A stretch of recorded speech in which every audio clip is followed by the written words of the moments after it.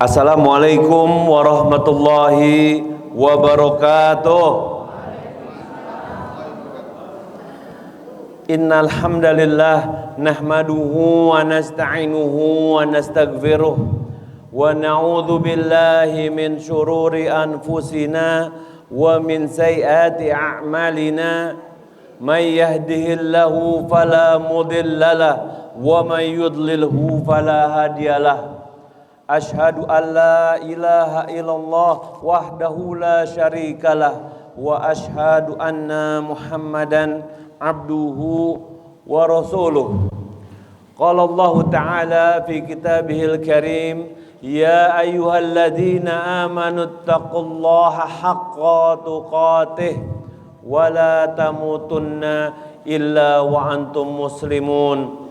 Allahumma salli ala Muhammad wa ala alihi wa sahbihi wa man tabi'ahum bi ihsanin ila yaumiddin, amma ba'd.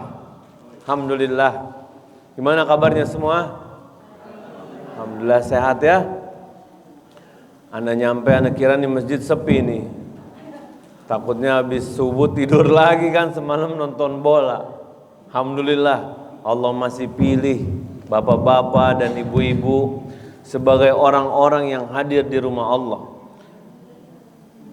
Salawat serta salam kita haturkan kepada junjungan kita Nabi Muhammad sallallahu alaihi wasallam.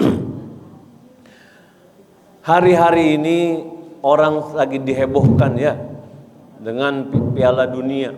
Suaranya jelas gak Bu? Jelas ya? Nah, ini demam yang sudah menjangkiti orang-orang. Bukan cuma di Jakarta. Anak kemarin alhamdulillah dari Belitung terus ke Malang baru pulang 2 hari yang lalu. Jadi suara anak serak ini bukan gara-gara nonton bola nih. Semua ngomongin tentang bola. Di bandara, di warung kopi. Jadi dari di Belitung, di Malang, di bandara, di airport, di mana-mana, di warung kopi. Orang-orang berlomba-lomba menceritakan tentang hobinya, tentang bola. Dan kita tahu ini event yang 4 tahun sekali, yang dihadiri sama 48 negara, 104 pertandingan, dan orang-orang bela-belain. Yang nonton di sana Pak, tahu Pak harga tiketnya berapa? 5.785 US dollar. Ini dolar Amerika nih. Bukan dolar bojong koneng, bukan. 5.000. Itu kalau dirupiahkan 94 juta. Cuma buat duduk 2 jam kurang lebih dari tempat yang jauh gak kelihatan.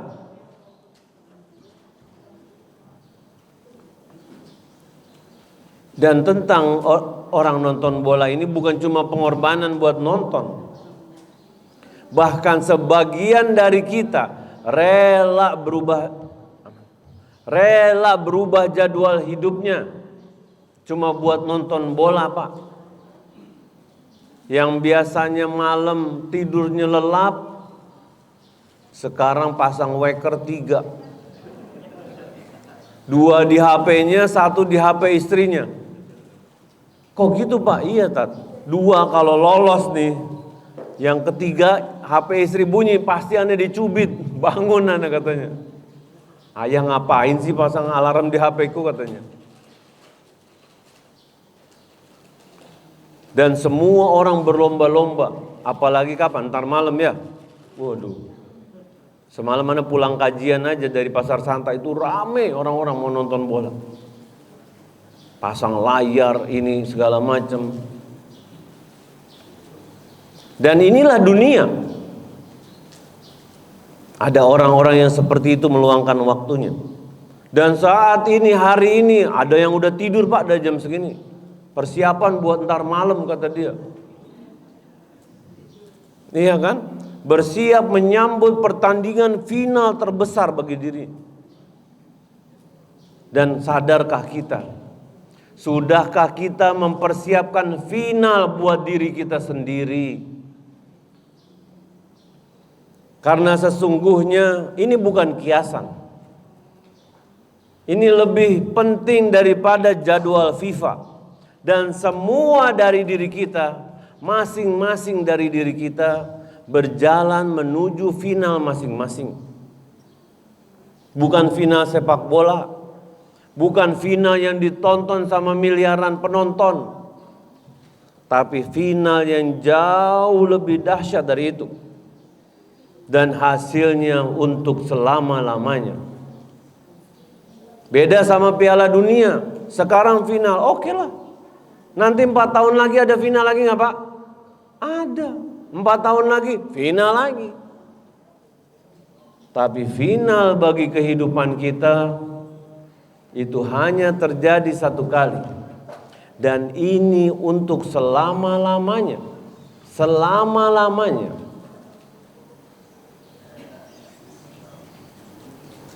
Kita lihat bagaimana terjadi paradoks dalam kehidupan kita.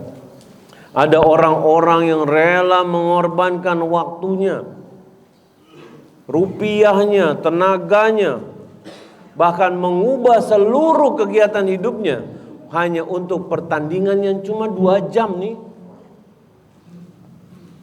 Tapi untuk perjalanan hidup kita menuju kehidupan yang selama-lamanya, seringkali kadang kita merasa nanti aja, tunggu tua, belum waktunya start mikirin kematian.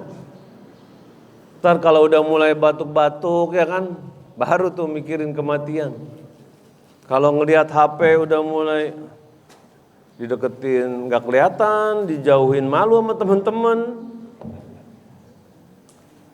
baru deh.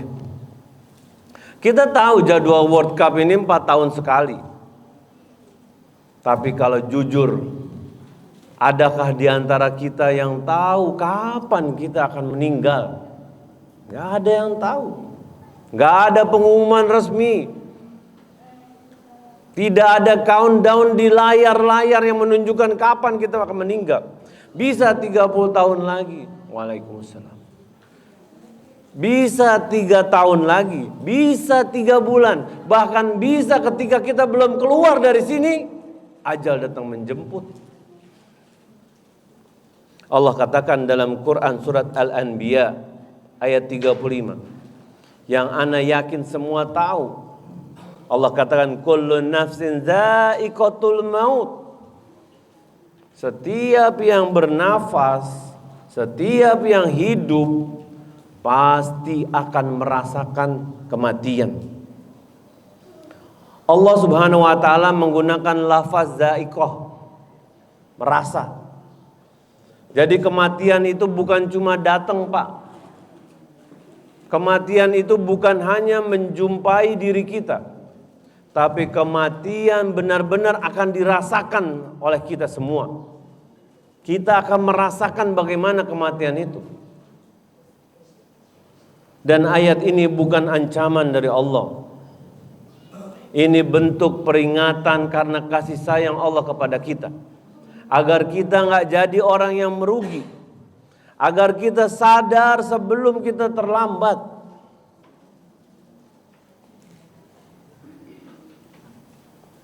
Ada di sini yang berani mengatakan, enggak Tat, anak nggak mati-mati Tat.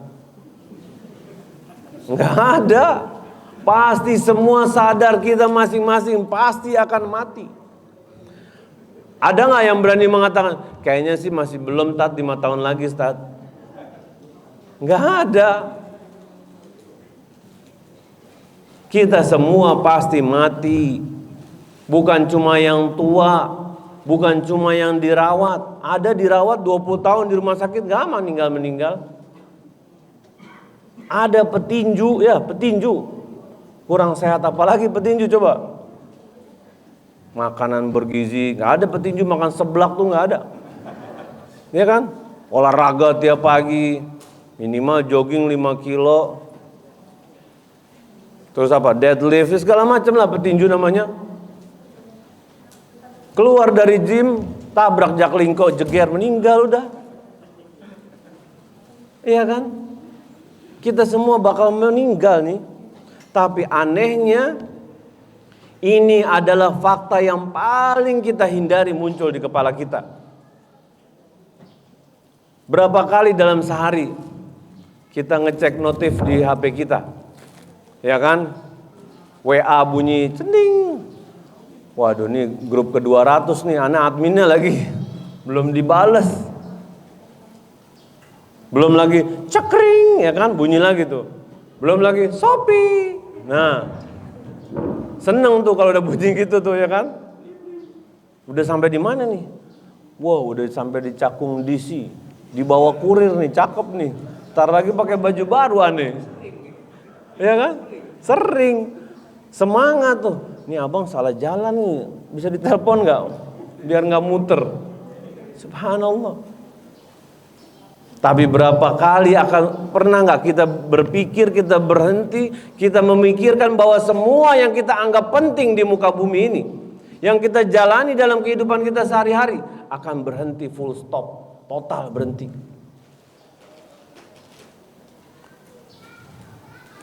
Memang itu realitanya. Dan Allah Subhanahu wa ta'ala telah sebutkan dalam Al-Quran, dalam surat Al-Jumu'ah ayat 8, Allah katakan, Qul innal mautal ladzi tafirruna minhu. Katakanlah, innal mautal ladzi tafirruna minhu. Sesungguhnya kematian yang kalian tafirruna, berlari darinya, fa innahu mulaqikum. Walaupun kita berlari, kematian itu akan menemui kita. Perhatikan satu kata kunci nih. Allah Subhanahu wa ta'ala menggunakan lafaz tafirruna, yang kamu lari darinya. Allah Subhanahu wa ta'ala menggunakan kata lari, Pak. Orang berlari itu ketika apa? Menjauh kan? Gak mau deket-deket. Allah Subhanahu wa ta'ala tidak menggunakan kata lupa. Enggak. Bukan mengatakan tidak tahu, tapi bagaimana kita lari nih, menjauh. Karena memang that's exactly what we are doing. Itu yang kita lakukan benar-benar. Kita benar-benar berusaha berlari dari kematian kita. Dan salah satu caranya kita berusaha nggak mikirin. Kita isi kesibukan kita, jangan sampai diem nih, ntar mikirin mati. Udah tua, tiap hari healing. Cucu nggak ada, anak nggak ada, tinggal sendiri sama suami. Ya, kita wisata kuliner yuk ke Jogja, gas. Berdua pakai mobil. Kita ke arah kilometer 0, Masya Allah. Sumatera sono dia. Ada. Ketika di rumah, apa yang dilakukan? Pegang HP deh. Scroll, ya kan?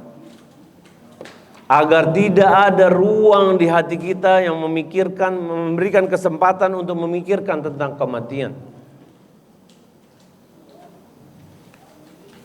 Dan Allah Subhanahu wa ta'ala menegaskan dalam ayat yang lain. Dalam surat An-Nisa ayat 78 Allah katakan, Ainama takunu yudrikukumul maut. Dimanapun kau berada, maut akan menjumpaimu. Akan ketemu nih kita nih. Walaupun kita di dalam, walau kuntum fi burujim musyayyadah, walaupun kita berada di benteng yang kokoh, benteng yang tinggi lagi kokoh.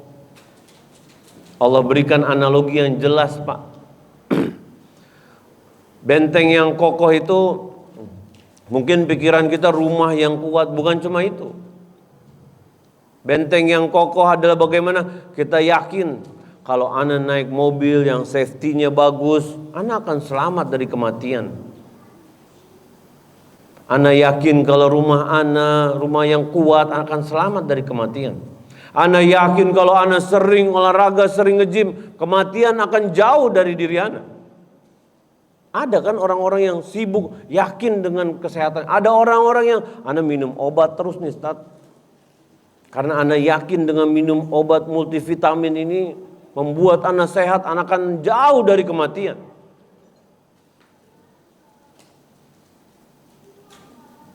Dan semua itu tidak bisa menunda kematian seseorang. Semua itu tidak bisa membuat kita terhindar dari kematian. Pasti ajal datang menjemput.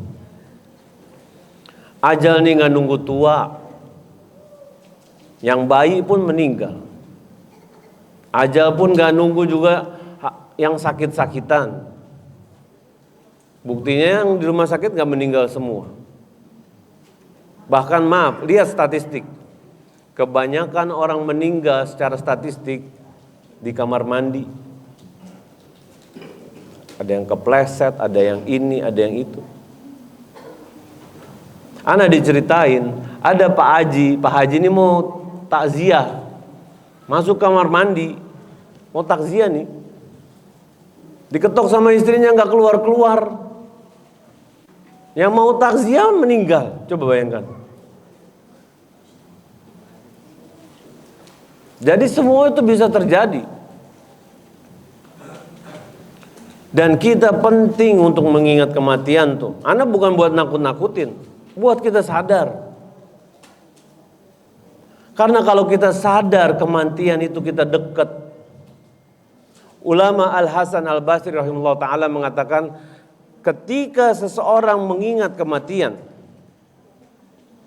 akan menyingkap hakikat dunia ini. Hakikat bahwa dunia ini sepele.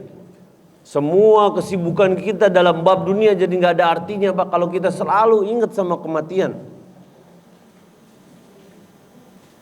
Kalau ada orang, ini contoh aja, di HP-nya atau dia dikasih tahu 3 hari lagi meninggal. Bu, kalau ada orang dikasih tahu 3 hari lagi meninggal nih. Ini contoh aja. Kira-kira kalau ada temen yang ngajak ke mall mau nggak? Hah? Mau nggak Pak? Enggak. Apa jawabannya kira-kira? Hah? Mau ibadah aja. Kalau ada bapak-bapak tahu nih besok meninggal, ada temennya datang, ayo kita berangkat mancing ntar malam. Mau nggak Pak? Hah? Nggak mau. Apa yang dia jawab? Mau tobat. Benar, itulah realitanya. Semua yang kita kejar dalam kehidupan kita jadi remeh tuh. Cita-cita pengen kaya. Cita-cita pengen punya banyak follower. Aduh. Cita-cita pengen nambah istri.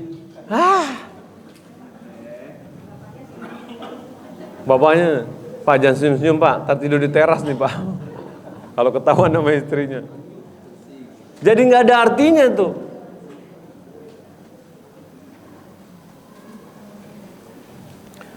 Seorang khalifah Umar bin Abdul Aziz rahimahullah ta'ala jadi khalifah, dipilih tahun 99 Hijriah. Ini sewaktu sebelum jadi khalifah sempat jadi pejabat. Pendapatannya setahun itu sekitar 40.000 dinar. Itu kalau dirupiahkan setahun itu 340 miliar Pak. Pendapatannya sebelum jadi khalifah. Dan ketika jadi khalifah, dia mengatakan, anak silahkan ambil, Anda nggak perlu gaji segitu, kasih aja 400 dinar. Jadi dari 40.000 dia mau cuma terima 400 dinar. Jadi 3,4 M setahun. Ini fee-nya sebagai, gajinya sebagai khalifah. Dia nggak mau terima banyak-banyak. Semua miliknya sewaktu dia sebelum jadi khalifah diserahkan ke Baitul Mal. Namanya pejabat ya kan, disiapkan nih tunggangan. Ada kuda, ada onta, ada ini, ada itu. Dia katakan, balikan ini semua. Mana keledaiku yang abu-abu? Pak, keledai ini kalau di strata kendaraan itu paling bawah nih. paling murah. Beliau mengatakan, balikan keledaiku. Istrinya pakai permata, ditanya sama dia, itu permata dari mana? Ini pemberian sama Amirul Mukminin yang sebelumnya. Dia katakan sama istrinya, kalau kau mau menyimpan permata itu, izinkan aku untuk menceraikanmu. Tapi jika kau serahkan permata itu ke Baitul Mal, kau akan tetap jadi istriku. Karena apa? Dia sebagai khalifah yang sadar, yang ingat akan kematian. Dia sadar bahwa ketika seseorang lupa sama kematian bisa ngerusak hatinya. Lalu bagaimana dengan kita? Yang kadang lebih banyak ingat hidupnya daripada ingat matinya. Yang kadang angan-angannya jauh. Nyicil rumah umur 50 tahun. Cicilannya 20 tahun baru lunas. Siapa yang mau? Iya kan? Ambisinya. Ada kisah seorang suami sama istri bangun rumah peristirahatan di puncak sana dengan harapan nanti ketika jadi lansia bisa lihat gunung santai-santai, jalan-jalan ke kebun teh. Sebelum rumahnya jadi, suaminya meninggal, Pak. Suaminya meninggal, istrinya nikah lagi. Yang menikmati suami baru dengan istrinya. Bangun susah payah, angan-angan. Kemarin Anda baca ada seorang ibu-ibu bilang sama suaminya, ya beliin aku motor Beat dong, yang kayak ciwi-ciwi gitu, kata dia, yang warnanya cewek gitu. Masa aku suruh naik motor ayah PCX, kegedean, kata dia. Suaminya bilang gini sama istrinya, udah nanti aja, nanti kamu punya duit banyak, kamu bisa beli apa aja yang kamu mau, uang jajanmu gak habis-habis. Suaminya meninggal, dapat santunan kematian dari orang-orang yang datang. Dan dia baru sadar, ini yang dimaksudnya ternyata. Dan berapa sering kita mengingat kematian? Atau kita lebih banyak sibuk dengan dunia kita? Coba bayangkan gini deh, ini cuma misal aja. Kalau di HP kita nih ya, ada countdown umur kita nih ya, misalnya, yang mungkin nggak, ya pasti nggak ada itu. Ada countdown di HP kita nih, yang ngitung mundur umur kita tuh. Setiap kali kita lihat HP kita, waduh mundur, berkurang nih. Wah tinggal 29 hari, tinggal 28 hari. Pertanyaannya, apakah akan merubah mindset kita tentang kita melihat kehidupan? Ngerubah nggak? Rubah. Semua pertimbangan kita udah bukan tentang dunia lagi. Berusaha memaksimalkan kehidupannya untuk ibadah. Mungkin gak geser dia dari sejadah tuh biar sesenti juga. Dan ini yang harusnya menjadi panduan bagi mindset kita. Walaupun tanpa countdown-nya nih. Dalam hadis Tirmidzi yang dinilai hasan sahih, Rasulullah SAW mengatakan, "Aktsiru, banyaklah, memperbanyaklah. Aktsiru dzikra hazimil ladzat, banyaklah mengingat pemutus kelezatan, yakni al-maut. Banyaklah mengingat kematian nih.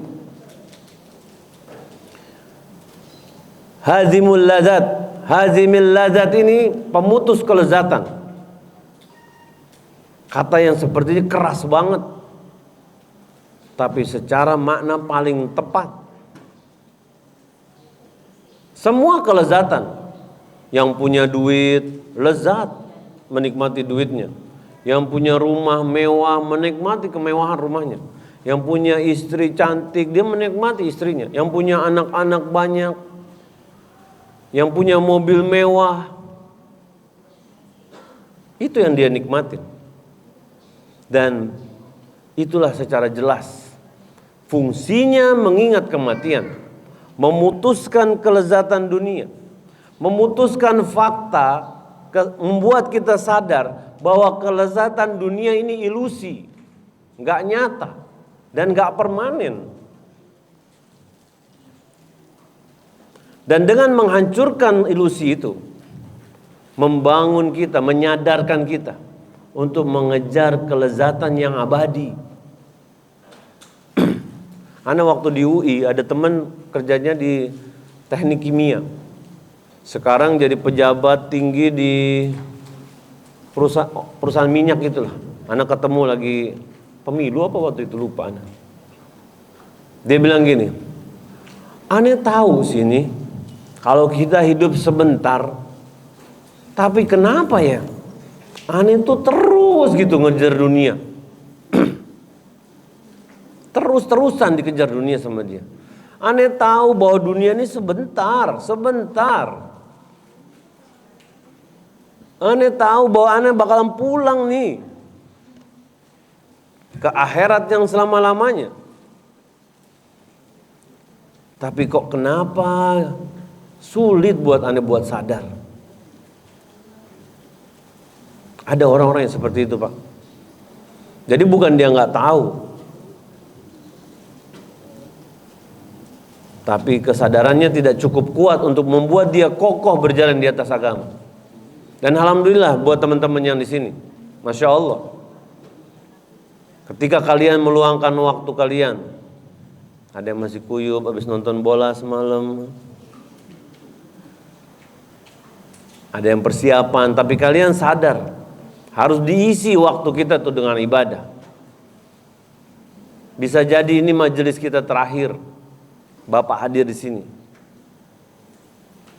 Bisa aja abang duluan, ana belakangan, ya kan?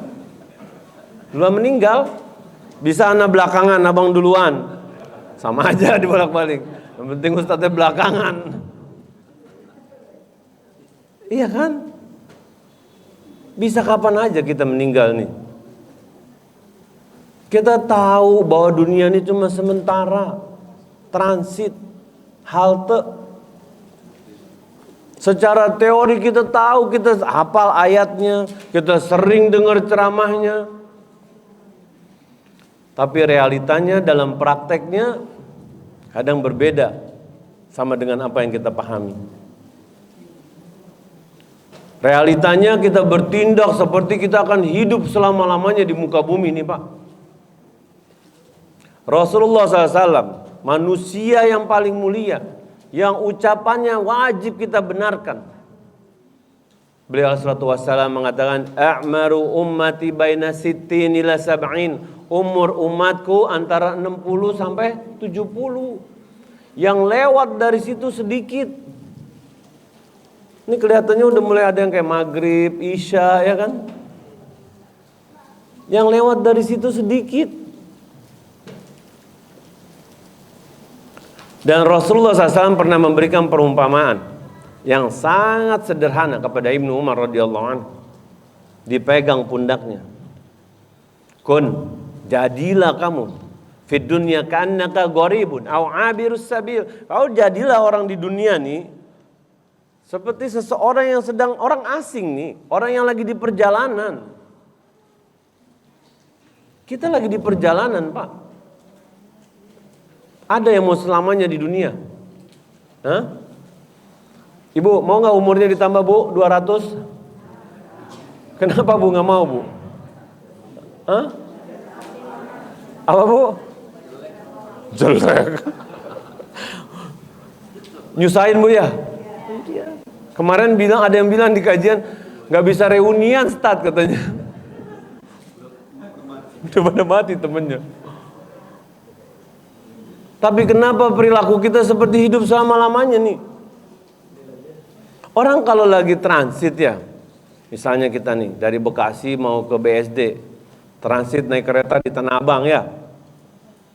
Ada yang betah di Tanah Abang, nggak mau berangkat dia ke BSD, entar aja. Kereta lewat entar aja. Transit.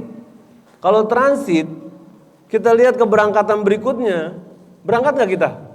Berangkat, karena itu tujuan kita. Kita nggak lama di tempat transit. Ini enggak. Pasang wifi, ngebor air di stasiun Tanah Abang, pasang tenda, beli rumah mewah, cicilan lagi. Seakan-akan selamanya kita di situ. Dan Allah Subhanahu wa taala menggambarkan dunia ini sangat gamblang. I'lamu, ketahuilah, pahamilah, sadar. Annamal hayatud dunya la'ib, bahwa kehidupan dunia ini cuma permainan, walahwun, yang melalaikan, wazinah, perhiasan, watafakhurum bainakum, dan kalian saling berlomba-lomba, bermegah-megahan, watakasurum fil amwal wal aulad, dan kalian saling berlomba-lomba memperbanyak-banyakan anak, banyak-banyakan harta. Perhatikan urutan ayat perhatikan urutan kata-kata dalam ayat ini. Pertama Allah katakan laib, bermain-main. Walahu, ketika kita bermain-main, lalai nggak kita? Lalai. Buka toko oren jam 10, lihat jam lagi, Masya Allah jam 2 udah. Nggak keluar-keluar dari toko. Buka IG, scroll, sampai kapalan jempolnya. Nggak berhenti-berhenti, itu lalai kita. Wazina, perhiasan. Ketika kita lagi scroll ya kan, lihat ada artis ini punya ini, yang itu punya mobil itu. Wa tafakhurum bainakum, dan kalian saling berlomba-lomba, bermegah-megahan, menunjukkan ini punya HP baru, ini punya mobil baru, ini punya segala macam. Wa takasurum fil amwal, dan kalian saling lomba berbanyak-banyakan, baik dalam harta, baik dalam anak-anak. Bapak tinggal di mana? Oh, ana di Menteng. Oh, ana di Pondok Indah. Bapak di Pondok Indah, ana punya rumah apartemen di Singapura. Oh, apartemen, ana punya villa di Bali nih. Saling berlomba-lomba, banyak-banyakan harta. Oh, Bapak anaknya berapa? 1. Oh, ana 2. Oh, Bapak 2, ana 2 sepasang. Oh, 2, ana 8, Ustaz. Ana 12, 2 biang kata dia. Masya Allah. Iya. Punya istri 1, pengen punya? Masih bener berarti di sini. Tempat lain punya 1 langsung pengen 4 yang sono. Ini masih bener nih. Itulah manusia. Pengen lagi, berbangga-banggakan. Kita harus sadar, dunia ini bukan surga yang kita kejar. Jangan jadikan dunia ini jadi tujuan kebahagiaan kita. Dunia ini tempat kita menyiapkan amalan-amalan kita. Jadikan dunia ini ladang kita buat beramal, buat surga kita yang mau kita nikmati selama-lamanya. Dan dunia ini hina.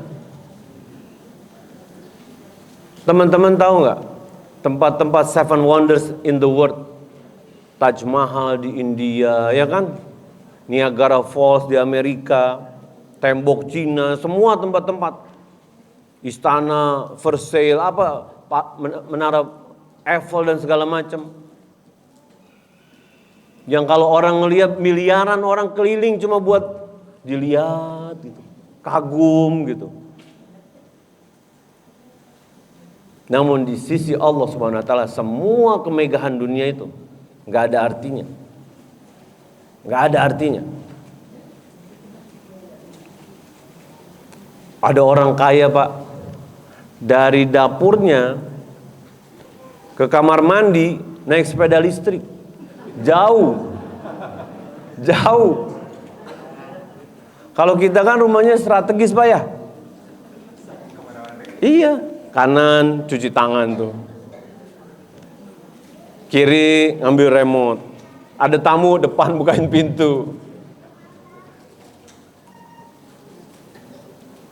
Semua itu hina di sisi Allah Subhanahu wa taala. Ada satu kisah Rasulullah SAW pernah berjalan bersama dengan para sahabat, melewati suatu pasar yang di sana ada seorang pedagang kambing yang menyeret jijik terhadap seekor bangkai kambing yang cacat. Kemudian Rasulullah SAW memegang di telinga bangkai kambing cacat ini dan mengatakan kepada para sahabat, apakah kalian mau beli ini kambing dengan 1 atau 2 dirham? Dan para sahabat bingung dan mengatakan, ya Rasulullah, walaupun bangkai kambing ini masih hidup, tapi ketika dia cacat, tidak ada harganya 1 sampai 2 dirham. Apalagi udah jadi bangkai. Kemudian Rasulullah SAW bersabda, "Fawallah, demi Allah, la dunya ahwanu 'ala Allah." Dunia ini lebih hina bagi Allah. Min hadza 'alaikum, dibandingkan ini bangkai kambing ini bagi kalian. Dunia ini lebih hina bagi Allah. Seluruh kemegahan dunia nih, seluruh yang kalau kita lihat kita, wah, gede ya, keren ya, mewah ya. Di sisi Allah SWT lebih hina daripada bangkai kambing yang cacat yang udah mati nih. Oleh karena itu kita harus sadar, jangan terbawa, jangan tertipu. Dunia dengan gemerlapnya ya, lampu-lampu segala macam. Kalau kita sibuk mengejar dunia kita, melalaikan ibadah kita kepada Allah, ternyata kita mengejar yang hina di sisi Allah. Gak cukup kita yang penting sholat, yang penting puasa. Kalau kita orientasi kita sadar bahwa kita akan mati, gak berani Pak, sholat yang penting sholat, puasa yang penting puasa, gak berani. Dia akan berusaha apa nih? Bagaimana nih caranya? Kalau ada orang tahu besok bakalan meninggal, kira-kira nanti malam nonton bola apa sholat tahajud ya? Sholat tahajud. Tapi nyatanya bagaimana? Bola. Walaupun pulang dari kajian tetap bola. Tapi bukan yang di sini Masya Allah. Gak ada yang nonton bola di sini. Tahajud semua ntar malam Insya Allah ya. Jangan ngelirik ke TV tapi. Boleh subuh ya. Salah berarti. Kita harus sadar bahwa ketika Allah katakan sakaratul maut itu nyata, kita semua akan merasakan sakaratul maut. Ada nggak yang pernah lihat orang atau besuk orang lagi sakaratul maut? Pernah nggak? Pernah. Kita lihat kan bagaimana kondisinya dia ya. Matanya nggak tenang. Terus kakinya kita pegang mulai dingin ya, mulai dingin ke atas tuh. Terus nafasnya mulai melambat, padahal belum tua. Dan gak lama, gak ada udah. Depan mata kita nih, kita lihat orang seperti itu. Kalau kita gak lihat seperti ini, kita nggak akan sadar bahwa kematian ini, sakaratul maut ini adalah proses yang sangat dahsyat, yang nggak mudah nih, berat, bahkan selevel manusia termulia. Rasulullah SAW masih mengalami sakaratul maut yang berat. Dan Anda temukan dalam kitab, para ulama mengatakan sakaratul maut bagi kaum orang-orang yang beriman, yang bertakwa kepada Allah, itu adalah proses pembersihan dosanya yang terakhir. Jadi benar-benar dibersihkan dosanya. Dan Aisyah radhiyallahu anha meriwayatkan dalam hadis sahih riwayat Imam Bukhari, dalam hadis yang panjang, ketika Rasulullah SAW menjelang wafatnya, di hadapannya ada satu bejana kecil dari kulit, memasukkan tangannya ke dalamnya, membasuh mukanya dengan airnya, seraya mengatakan la ilaha illallah, yaqul fi rafiqil a'la, sampai akhir hayatnya. Jika Rasulullah SAW manusia yang dicintai Allah, yang dosa-dosanya sudah Allah hapuskan, masih merasakan beratnya sakaratul maut, maka bagaimana dengan kita yang tidak terbebas dari dosa, yang zaman sekarang lebih banyak lalainya kadang-kadang kita. Zaman dulu nggak ada HP, aman kita ya. Zaman sekarang coba subhanallah, bentar-bentar HP dipegang, balas WA, ngecek status, ngecek kurir. Iya. Sudahkah kita menyiapkan bekal untuk sakaratul maut kita? Rasulullah SAW meriwayatkan dalam hadis yang diriwayatkan Imam Ahmad dan Ibnu Majah, disahihkan oleh ulama hadis Al-Imam Albani rahimahullah ta'ala, menggambarkan ada dua skenario sakaratul maut yang bedanya sangat luar biasa. Yang pertama, orang yang beriman. Ketika seorang mumin beriman wafat, turun malaikat dari langit, wajahnya ceria, membawakan kain kafan dan wewangian dari surga. Lalu malaikat maut duduk di sampingnya dan mengatakan, wahai jiwa yang baik, keluar nih. Dan ruhnya pun keluar mengalir. Semerbak wangi tercium ketika ruhnya dibungkus. Dan ketika ruhnya dibawa ke langit, setiap malaikat berjumpa mengatakan, roh siapa ini? Begitu harum baunya. Lalu dikatakan roh si fulan bin fulan dengan sebutan nama yang baik. Itu buat orang yang beriman. Sedangkan orang yang mengalami sakaratul yang buruk, skenario yang kedua, turun malaikat yang hitam, yang mukanya serem, wajahnya hitam kelam. Kita lihat manusia hitam kelam, kerem aja mengkeret kita Pak ya. Ini preman mana nih? Ngeri banget. Apalagi malaikat bawa kain kafan yang kasar dari neraka, terus dikeluarkan, ruhnya nggak mau keluar tuh. Lalu dikatakan malaikat maut mencabutnya dengan keras, seperti kawat bergerigi yang ditarik dari bulu domba yang basah. Coba, kawat duri bergerigi dicabut dari bulu domba yang basah. Bulu domba yang basah kan nempel tuh, ditarik sampai semua sarafnya ikut putus. Dan ketika dibawa ke atas, malaikat bertanya, ini ruh siapa nih? Bau busuk. Disebut nama si fulan, si fulan. Ini bukan kisah fiksi jemaah. Ini bukan dongeng pengantar tidur. Ini adalah hadis yang dituturkan dari manusia yang paling jujur di muka bumi. Dan berlaku buat kita semua di antara dua senario ini. Kita harus sadar bahwa ketika ini terjadi, hanya ada dua pilihan, nggak ada yang di tengah-tengah antara skenario yang baik dan skenario yang buruk.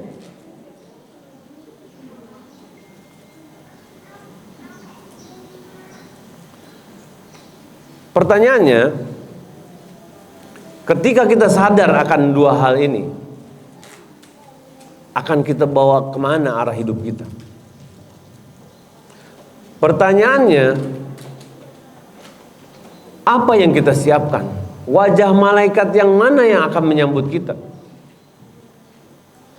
Dan pertanyaan-pertanyaan ini bukan untuk membuat kita putus asa jemaah. Ini adalah pertanyaan yang harusnya membuat kita bergerak dari mulai sekarang. Bukan nanti. Bukan besok, bukan lusa, tapi dari saat ini nih. Ketika kita hadir, benar-benar kita sadar mau dibawa kemana hidup ini.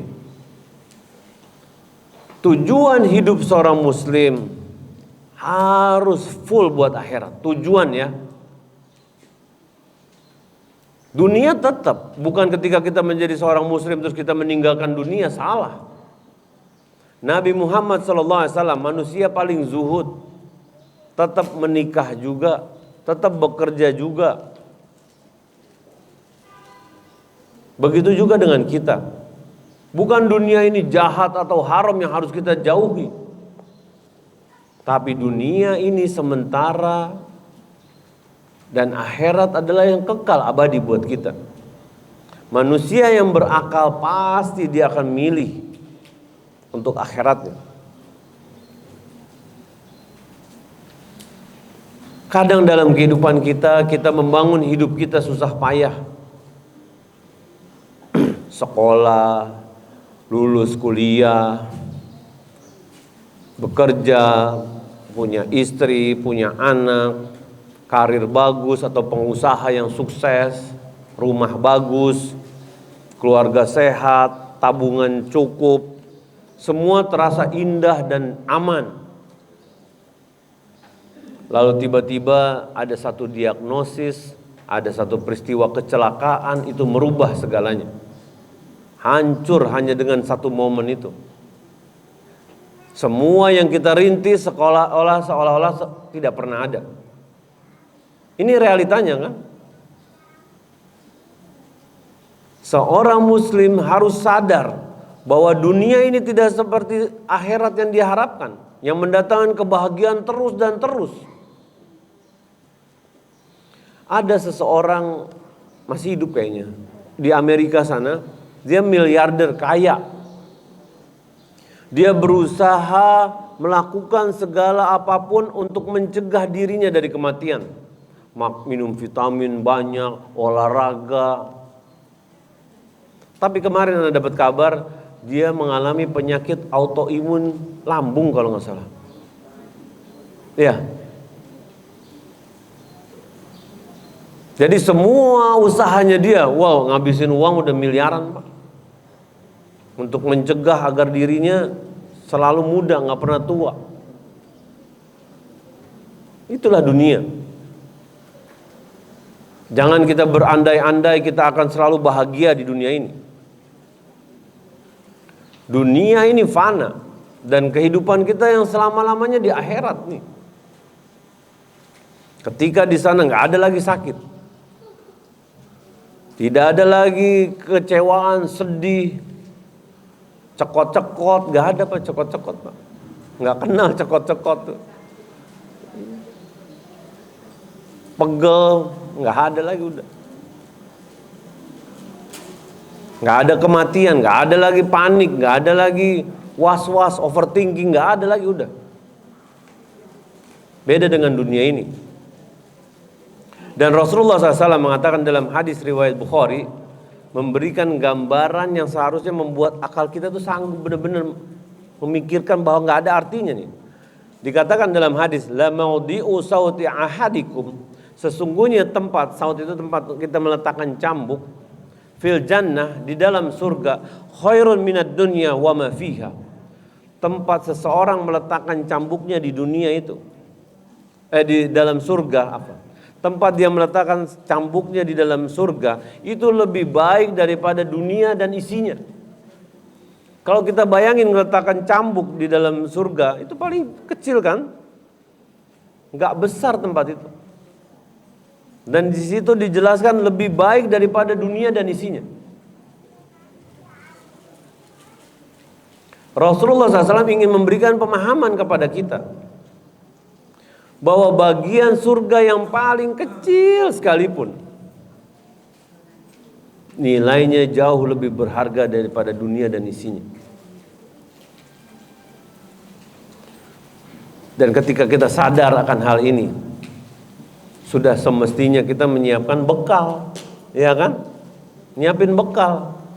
Orang mau mudik aja Pak, nyiapin bekal tuh. Kardus Indomie beres ya kan, ayam jago beres. Zaman dulu tuh, mudik zaman dulu. Baju ganti, diliatin terus tuh, ditunggu tuh kapan jadwal keberangkatan keretanya. Buat yang pernah mudik pasti tahu kan rasanya gimana, seneng yang punya kampung tuh. Ana waktu ke Jember, waktu di Jakarta Ana nggak kebayang gimana sih mudik. Kayaknya biasa aja, orang semangat banget mudik ya. Tapi ketika Ana di Jember, Ana, waduh, koper tiap hari diliatin, udah siap pulang nih. Makin deket harinya, makin cengar-cengir, makin seneng. Apalagi kita yang akan pulang nih ke akhirat, Pak. Dan bekal kita bukan pakaian. Bekal kita sudah Allah jelaskan, Allah rincikan bekal kita. Dalam surat Al-Baqarah ayat 197 Allah katakan, "Watazawwadu", berbekallah kalian, diperintahkan kita punya bekal. Fa inna khairaz zadi taqwa, sesungguhnya sebaik-baiknya bekal adalah ketakwa. Jadi bekal kita buat pulang ke akhirat ketakwaan, Pak. Kata-kata yang sering kita dengar, mau mukadimah kajian ya, ittaqullah, lagi khutbah Jumat kita dengar panggilan, perintah kita untuk bertakwa. Dan para ulama menjelaskan beberapa definisi akan takwa. Kita tanya jawab jam berapa, Bang? Jam berapa? Hah? Ini jam 10 nih. Bentar lagi. Nah, para ulama menjelaskan beberapa, sedikit lagi ya, menjelaskan beberapa tentang konsep takwa. Imam Nawawi rahimahullah ta'ala menjelaskan definisi takwa, imtisalul awamir, adalah ketika seseorang melakukan perintah-perintah Allah, wajtinabun nawahi, dan menjauhi larangan-larangannya. Ini adalah definisi takwa, Pak. Dalam keseharian kita kan menemukan kan, kita berinteraksi dengan segala macam yang terjadi dalam kehidupan kita. Apa ini? Oh, perintah, kerjakan. Apa ini? Larangan. Oh, jauhi, tinggalkan. Itu adalah ciri orang bertakwa. Dapat poster kajian di Al-Ihya, wow, gas, ya kan? Perintah bertakwa nih, menuntut ilmu. Oh, ajakan minum homer, dosa nih, nggak boleh, tinggalkan. Oh, ajakan gibah nih, tinggalkan. Tahu dia. Dan itu harus dilakukan dalam kesehariannya. Pulang ke rumah, istri marah-marah. Gimana? Tinggalkan. Bukan tinggalkan dong, dinasehati dong. Jangan dibalas marah lagi dong. Bukan tinggalkan. Nasehati. Ayang beb, nah, ayang beb katanya. Jangan marah-marah dong. Kamu lebih cantik kalau kamu tersenyum. Iya kan? Jangan malah lebih tinggi nadanya, nggak mau kalah. Lihat anak-anak lagi melukis pakai spidol permanen di mobil kita.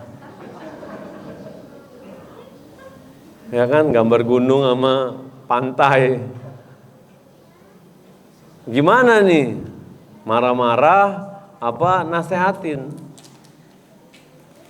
Anakku, ini bukan papan lukisan. Iya kan? Anak itu antara rezeki dan amanah. Dan dalam kehidupan kita itu pilihan-pilihan kita. Nonton bola, bagaimana menyikapinya?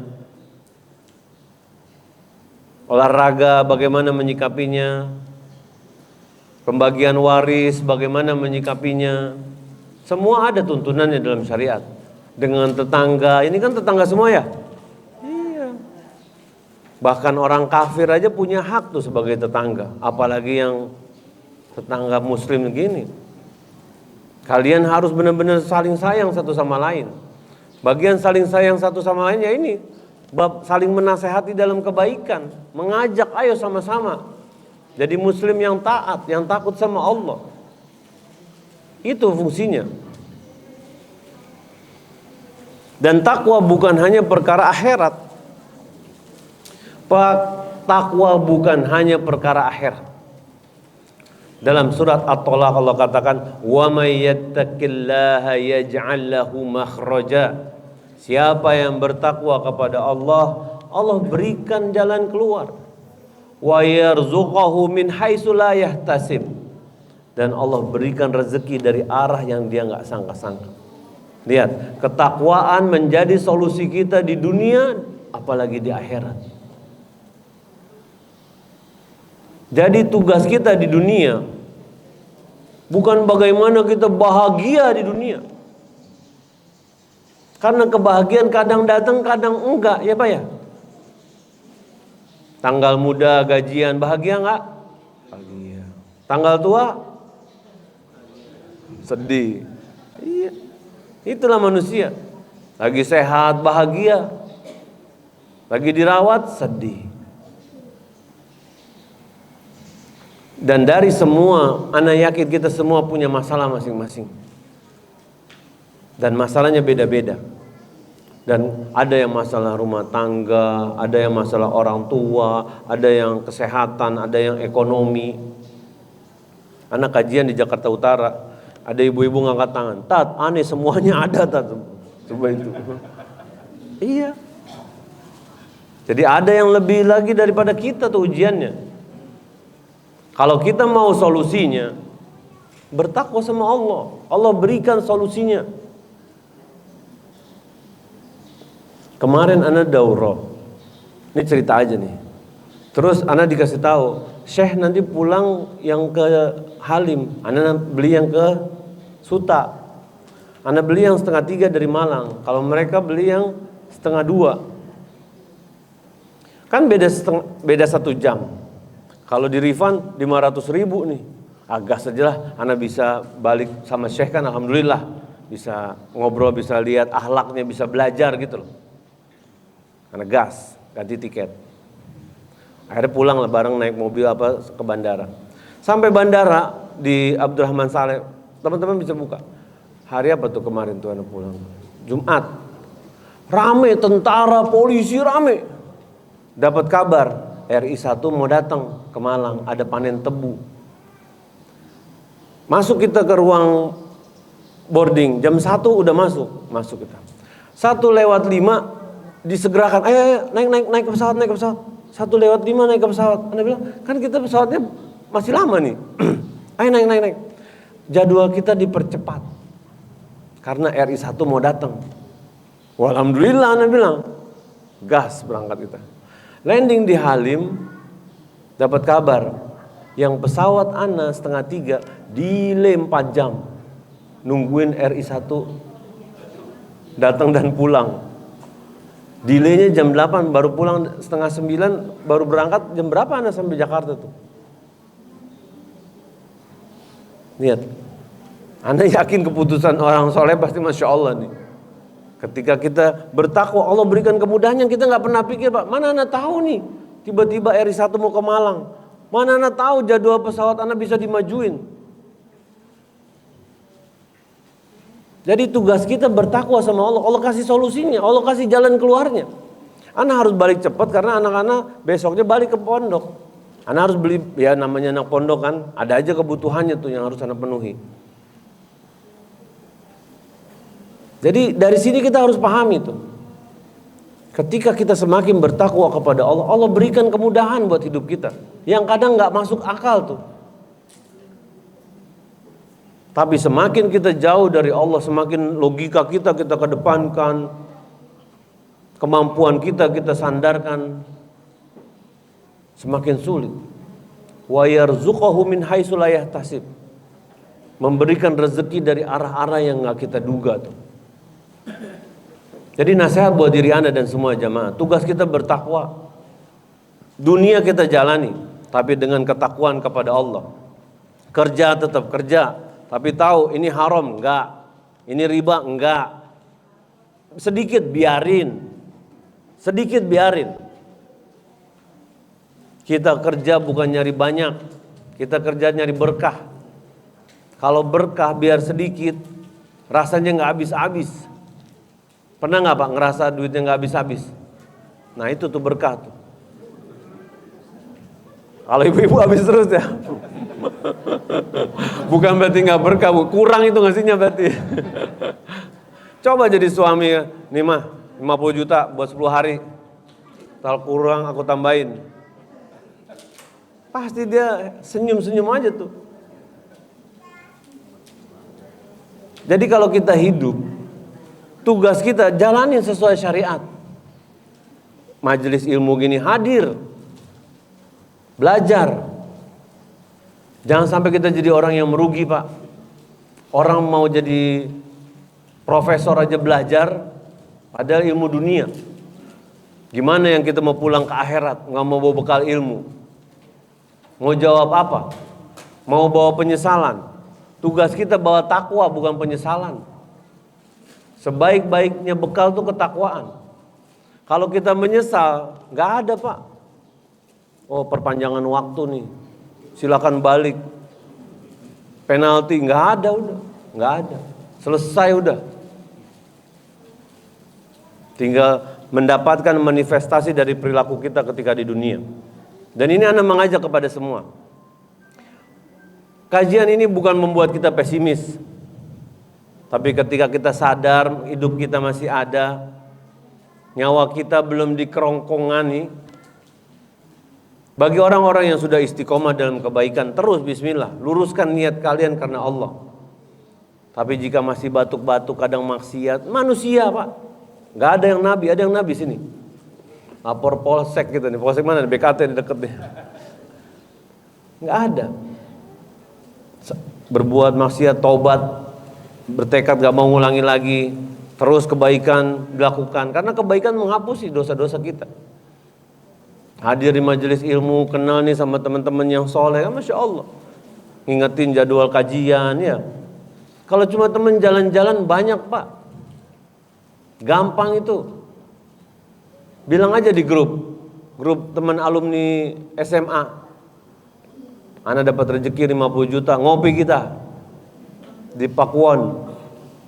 Hadir nggak kira-kira orang-orang? Hadir. Sampai ente siapa? Ana tetangganya si Wawan itu yang adik kelas lu, bukan ini orang angkatan juga. Hadir semua orang-orang yang kita nggak kenal bahkan. Tapi kalau dikasih share info kajian ya, oh ini lagi, dirit aja enggak. Kok nggak centang-centang sama dia? Cuma diintip dari notif aja di atas. Harusnya kita bersyukur Pak dapat info kajian.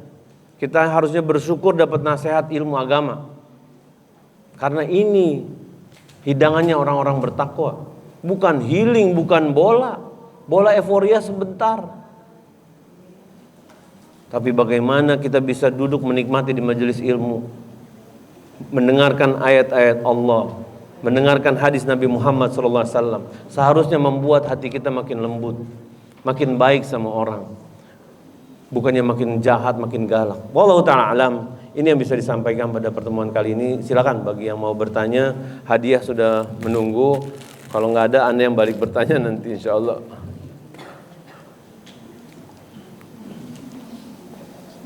Silakan. Ibu-ibu atau bapak-bapak dulu? Silakan ibu-ibu yang di belakang jilbab coklat. Ada mic nggak kita? Nggak ada ya? Hah? Oh, waalaikumsalam warahmatullahi wabarakatuh. Kadang-kadang kita mengingat kematian. Yang tidak ingat kematian kita memikirkan untuk bekal yang akan kita bawa. Yang kadang-kadang kita masih ada godaannya sama dunia ini. Nah. Terlalu kita memikirkan dunia.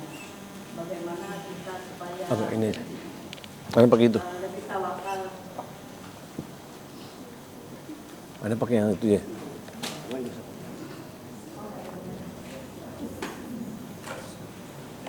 Mana? Yang ya boleh. Yang pertanyaannya Nah, bagaimana kita lebih tawakal lagi dan bisa untuk mempersiapkan diri untuk menuju kematian ini. Terima kasih Ustaz.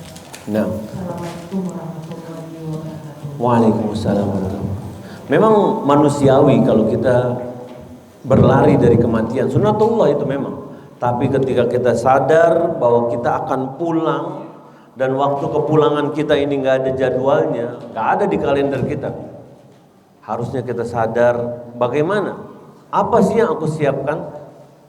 Jangan sampai jadi orang yang tertipu. Tat, berarti suruh ibadah terus, Tat. Memang. Berarti nggak boleh healing, nggak boleh ini. Sebentar. Ana tanya, kalau kita umroh sama ibu, ya ibadah nggak? Nikmat nggak? Jalan-jalannya dapat nggak? Dapat. Kalau kita misalnya main sama anak kita, ibadah nggak? Ibadah. Kita harus pinter tuh manfaatkan momen-momen seperti itu. Kita sadar, kita buka HP, lihat yang lucu-lucu. Ibadah nggak? Enggak. Sering nggak dilakuin? Sering banget.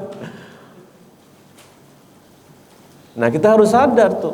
Kita main sama anak kita, berbuat sesuatu yang lucu, terus dia ini ibadah tuh sama istri kita. Bahkan Nabi Muhammad SAW balap lari sama istrinya, bayangkan. Balap lari. Bisa jadi bernilai ibadah nggak? Ibadah. Ngopi sama istri, ibadah nggak? Ibadah. Jadi kalau istrinya ngajak ngopi, bisa ibadah tuh.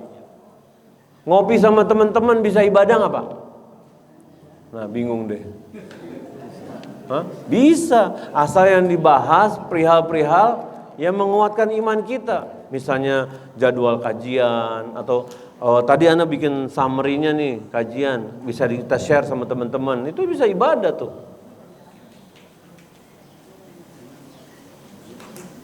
Mancing bisa ibadah nggak?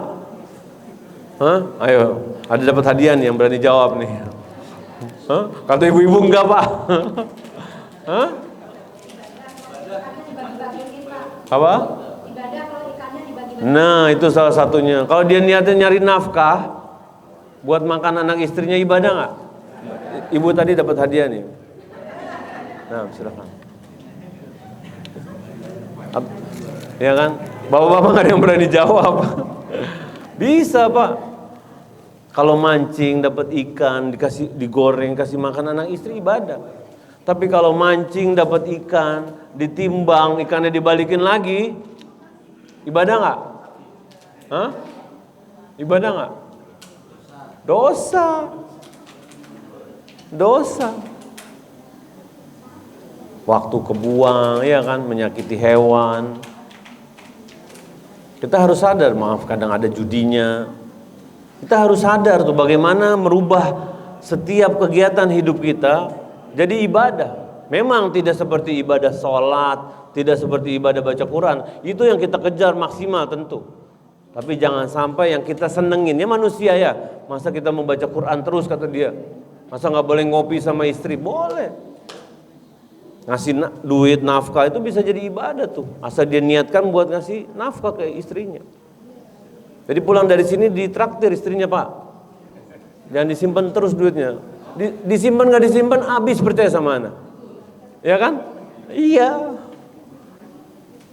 Gitu. Wallahu ta'ala. Silakan, ada yang mau bertanya lagi?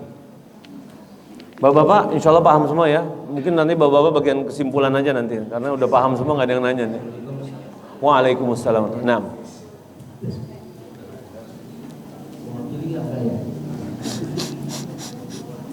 Assalamualaikum Ustaz. Waalaikumsalam. Nah. Mengenai masalah kemewahan di dunia. Nah. Dalam ibadah itu maksudnya maksud dalam arti yang tadi mencari kemewahan apa yang kita punya. Itu maksudnya tidak boleh atau memang boleh atau dibagi waktunya atau memang kita lihat semua ibadah kita seperti kita lihat kita punya teman Ustaz. Dia masalah untuk anak yatim apa alhamdulillah. Tapi kemewahan dia bertambah terus dibeli mobil, dibeli apa. Nah, itu maksudnya seperti apa? Apakah boleh atau memang ada batas? Nah, gini loh. Jadi orang Islam itu bukan berarti harus miskin, Pak. Pakai baju bolong-bolong gitu, susah, sendal putus disambung-sambung. Enggak. Jadi gini, ketika Allah berikan nikmat, ya kita pakai. Tapi selama kita pakai buat kebaikan silahkan. punya mobil Ferrari dipakai ke kajian jauh lebih mulia Pak daripada naik bajai ke tempat yang nggak bener. Iya kan? Hah? Ini udah naik bajai ke tempat gue. Maksudnya ini Ustaz, maksudnya kita untuk bertambah kemewahan bukan dalam arti mobil contoh. Dalam arti maksudnya di apartemen yang lain-lain itu kemewahan ini bertambah terus. Yang tadi kan senang. Tadi Ustaz ada kajiannya saya dengar seperti itu. Nah, Jangan sampai kita berlebihan dalam dunia, ataukah dia dibolehkan atau tidak dalam untuk kemewahan yang berlebihan, tapi mereka cukup dalam beribadah. Nah, oke. Yatim dan lain-lain. Nah. Nah, jadi gini, segala sesuatu yang sifatnya berlebihan dalam Islam boleh apa enggak? Enggak boleh. Ini harus kita clear dulu ya. Yang berlebihan enggak boleh. Tapi kalau yang kita pakai, ya, yang berguna misalnya gini. Kalau naik mobil mewah kan tentu lebih nyaman, misalnya kita mau safar jauh gitu, misalnya kita mau ada daurah di mana misalnya. Boleh, bukan berarti dilarang. Tapi jangan sampai di hati kita ada rasa sombong. Dan ini sulit kan? Dan kalau kita misalnya gini, punya mobil mewah 1, terus punya mobil mewah 2, berlebihan nggak? Berlebihan. Kenapa berlebihan? Memang kita bisa naik di saat yang bersamaan? Nggak bisa. Tapi kalau misalnya fungsinya beda, misalnya kuda lah, ya, yang ini buat lari cepat, ini yang buat ini, secara fungsi beda lain ceritanya. Misalnya punya motor 1, punya mobil 1 misalnya, fungsi beda. Tapi harus jaga hati kita, jangan sampai kita ketipu. Jangan sampai lebih fokus sama kemewahan dunia, akhirnya infaknya sedikit, sedekahnya, zakatnya malah nggak dikeluarkan. Nauzubillah. Boleh Pak punya rumah gedongan, nggak ada yang larang punya rumah gedongan. Tapi ada ibu-ibu yang punya rumah gedongan buat pengajian, boleh lihat Pak, buat pengajian, bermanfaat buat kebaikan. Jadi kita harus sadar, Islam itu bukan ngelarang kaya. Namun dalam agama Islam Allah jadikan kaya dan miskin ini bergantian. Jadi cita-cita kita itu, orientasi kita juga bukan pengen hidup kaya. Cita-cita kita ketika kita kaya kita tetap bertakwa, lebih bertakwa kepada Allah. Ketika kita lagi miskin tetap kita bertakwa kepada Allah. Itu cita-cita kita. Nah, intinya begitu. Boleh tapi jangan tertipu kita. Karena ya maaf, kadang kalau kita nggak punya ilmu dan Allah berikan nikmat-nikmat seperti itu, jadi ujian buat dia. Dan kalau jadi ujian, berat akhirnya, tertipu dia, terlalaikan sama ibadah, sibuk dengan dunianya, gimana caranya lebih kaya lagi. Tujuan hidup kita bukan kaya Pak, tujuan hidup kita bukan memperbanyak saldo rekening kita, tapi tujuan hidup kita bagaimana amal soleh kita banyakin. Hidupnya kita jalanin biasa Pak. Kalau punya cita-cita pengen punya rumah, tadinya ngontrak, beli rumah 1 miliar Pak. Itu kalau kata teman-teman, itu cicilannya sebulan ada yang tahu nggak? Kalau nggak salah belasan juta sebulan. Belasan juta. Itu 15 tahun Pak. Bisa bayangin 15 tahun. Akhirnya apa kalau ada orang mindsetnya seperti ini? Akhirnya berpikir gimana nih caranya buat nutup yang belasan juta ini tiap bulan. Akhirnya yang tadinya buat ibadah, kayak gini nggak sempat dia, lagi live TikTok kalau lagi jam segini. Iya, ya kan? Atau ini lagi ada bazar Car Free Day nih. Iya. Atau ikut di mana nih ada daurah buka bazar, nggak pernah dengerin daurahnya. Terpindah lagi daurah sini, ikut bazar lagi. Akhirnya ngejar daurah cuma buat nyari bazarnya. Iya. Rugi kita Pak. Ana bukan melarang kita buat berusaha, silahkan. Tapi apapun yang Allah berikan kita syukurin. Dan gak usah punya cita-cita pengen kaya. Kalau memang gak punya cita-cita, Allah takdirkan kaya, kaya gak? Kaya. Tapi kalau kita ngejar kaya, Allah gak takdirkan kaya, mau jungkir balik gak bakalan kaya.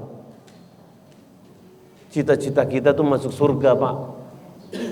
Gak apa-apa di dunia ini kita capek, ya, cekot-cekot naik tangga ke sini nggak apa-apa udah. Selama membuat kita lebih bertakwa kepada Allah. Wallahu ta'ala. Nah. Hadiahnya TV, hadiah TV milik masjid.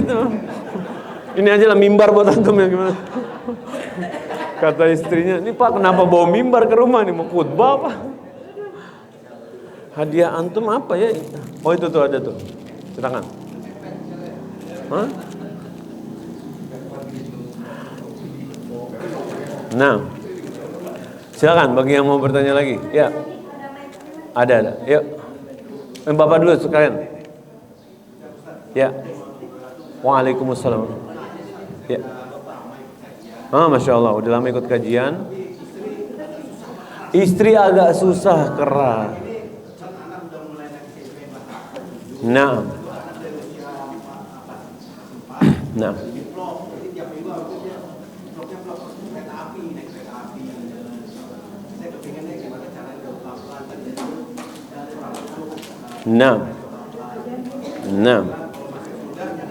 Nah, Masya Allah.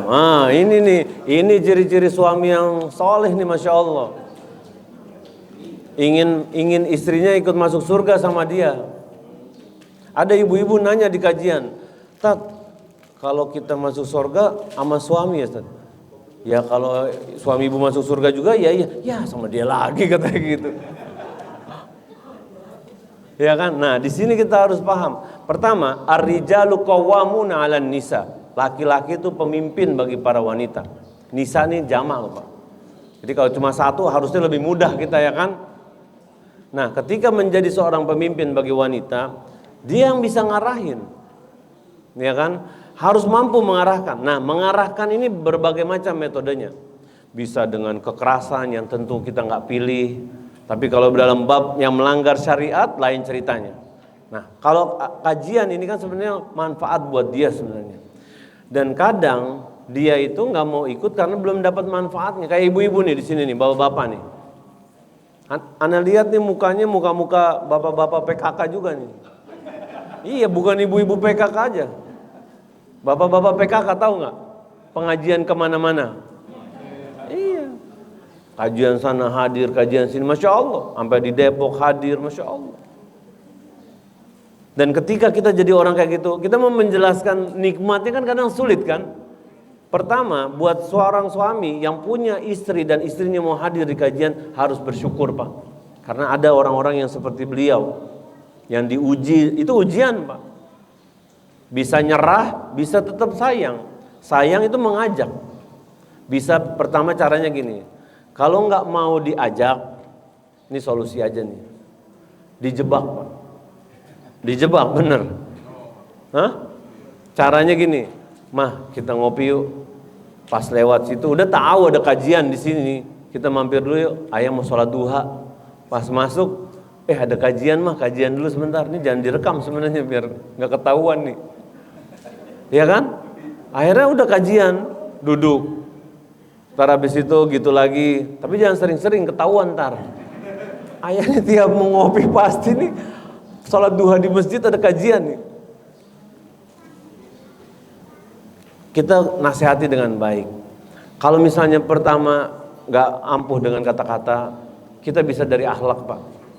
Tunjukkan sama istri kita, sama keluarga kita. Kalau kita udah ikut kajian nih di sini di Al-Ihya nih, kita jadi orang-orang yang paling baik sama orang lain, sama keluarga kita, sama istri kita, sama mertua kita, sama tetangga kita. Kalau orang-orang melihat seperti itu nggak bakalan dibubarin kajian, malah semangat didukung. Ayo kita ngaji nih, karena kita belajar biar kita makin baik sama orang. Karena agama Islam bukan bagaimana memperbaiki hubungan dengan Allah. Agama Islam memperbaiki hubungan dengan para manusia, bahkan dengan hewan, dengan tumbuhan. Ketika kita menjalani syariat, kita belajar, kita makin tahu. Bahkan Pak ya, lebih berat ketika seseorang berbuat salah sama manusia. Sama Allah, kalau kita buat salah, kita tobat nasuha, ya Allah ampuni itu dosanya. Tapi kalau kita buat zalim sama manusia, selama orang itu nggak ngampunin kita, nggak maafin kita, akan ada nih perhitungannya di akhirat nanti. Jadi kita jangan buka bab itu. Apalagi kita rumah tangga ya. Istri satu kan Pak? Nah, satu, harusnya lebih mudah. Bisa nih insya Allah. Kita doain semua para ibu-ibu yang suaminya belum mau datang ke kajian, semua bapak-bapak yang istrinya belum mau datang ke kajian atau anak-anaknya belum mau, kita doain semoga Allah berikan hidayah. Yang harus kita garis bawahi, hidayah milik Allah Subhanahu wa taala. Innaka la tahdi man ahbabta. Kita nggak bisa kasih hidayah sama orang-orang yang kita sayangi. Walakinnallaha yahdi may yasha. Allah memberikan hidayah kepada orang-orang yang Allah kehendaki. Ketika kita hadir di sini, ini bentuk hidayah dari Allah yang harus kita pegang benar-benar. Bisa hilang Pak, bisa copot.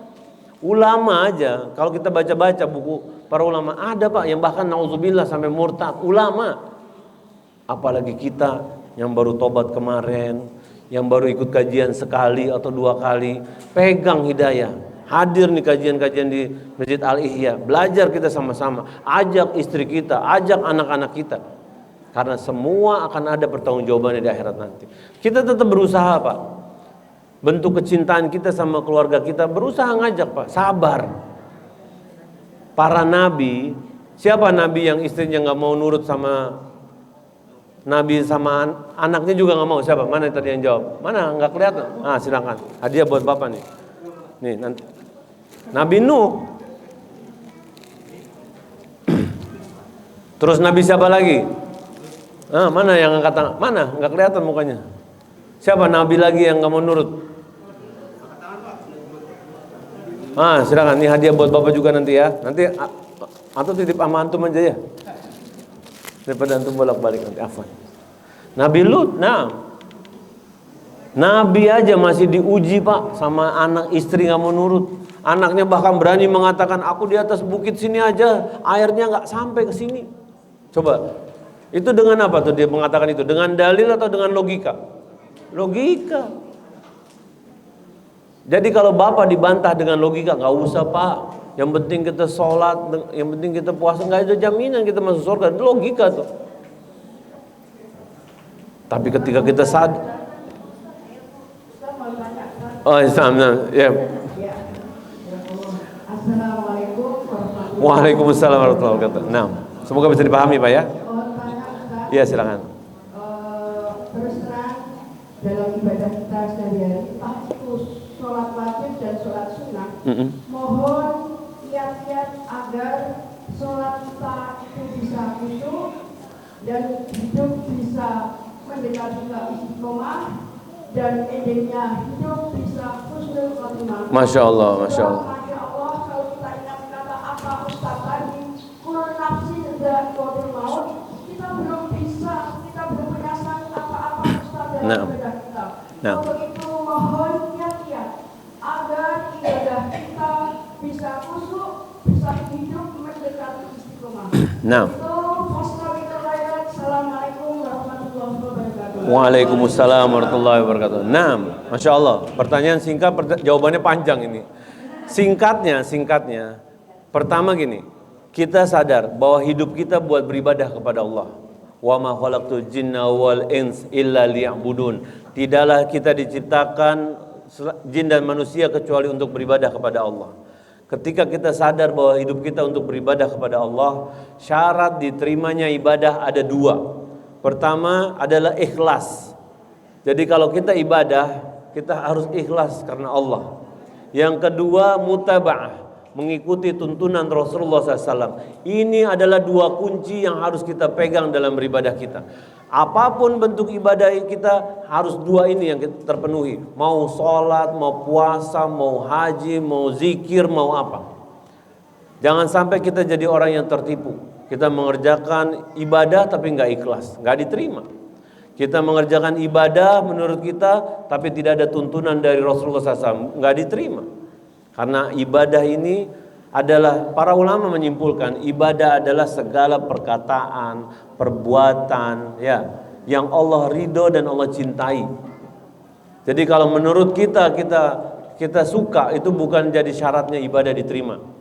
Tapi harus Allah ridho dan Allah cintai. Ada Pak, orang pakai peci putih, pakai baju putih, naik di atas perahu, melakukan sedekah laut, nyembelih kerbau. Walaupun namanya sedekah, tapi Allah benci ketika dia melakukan kesyirikan. Itu bukan ibadah. Nah, ketika kita beribadah, kita harus sadar ada 3 kunci yang harus kita pegang ketika kita beribadah. Pertama, harus tumbuhkan rasa roja dan khauf.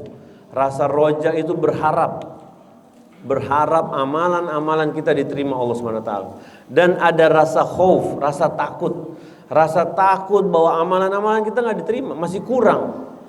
Seorang muslim harus punya ini 2 secara berimbang.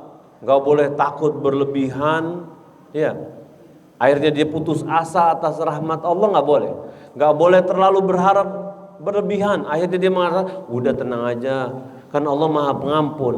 Ibadahnya ntar begini aja ibadah kita, nggak usah ditambah-tambahin. Seorang muslim harus punya 2 ini, harus seimbang. Bahkan dikatakan seperti sayap seekor burung, harus seimbang. Dan yang kepalanya yang mengarahkan adalah mahabbah. Bagaimana dia cinta kepada Allah SWT. Nggak bisa kita beribadah hanya modal cinta aja, Pak. Harus ada rasa takut. Ketika ada rasa takut nggak diterima, kita akan berusaha menyempurnakan ibadah kita. Ketika kita memiliki rasa roja, berharap, kita akan nggak akan putus asa. Kita yakin bahwa Allah akan memberikan ganjaran sesuai dengan amalan kita. Dan kalau kita selalu mengingat kematian, kita akan berusaha menyiapkan amalan kita yang terbaik. Berani nggak Bu kalau lagi sholat, ketika dia sadar dia akan mati, dia akan mikir kemana-mana gitu? Berani nggak? Nggak berani. Dia akan berusaha meluruskan niatnya dan hadirkan rasa muraqabah di diri kita, bahwa kita selalu diawasi Allah SWT. Baik ketika lagi sendirian, baik lagi sama keluarga, baik lagi kajian gini. Allah Ta'ala, semoga Allah jadikan kita orang-orang yang fokus mengejar surganya Allah. Dunia kita kerjakan, wala tansa nasibaka minad dunya. Jangan lupakan dunia kalian, dan dunia ini jadi wasilah kita untuk menuju surganya Allah Ta'ala. Wallahu a'lam. Nah, ada lagi yang mau bertanya, silakan. Masih ada hadiahnya. Tadi TV, siapa yang minta TV?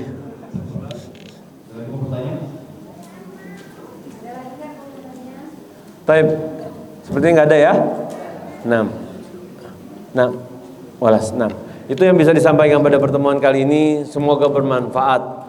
Jazakumullah khairan atas keluangan waktunya. Di antara kesibukan hari Ahadnya masih meluangkan untuk belajar bersama. Dan insya Allah kita ketemu lagi pada pertemuan berikutnya. Dan semoga Allah berikan kemudahan. Wa sallallahu ala nabina Muhammadin wa ala alihi wa sahbihi ajma'in. Walhamdulillahi rabbil alamin. Kita tutup dengan doa kafaratul majlis. Subhanallah wa bihamdihi, asyhadu an la ilaha illa anta, astaghfiruka wa atubu ilaik. Assalamualaikum warahmatullahi wabarakatuh.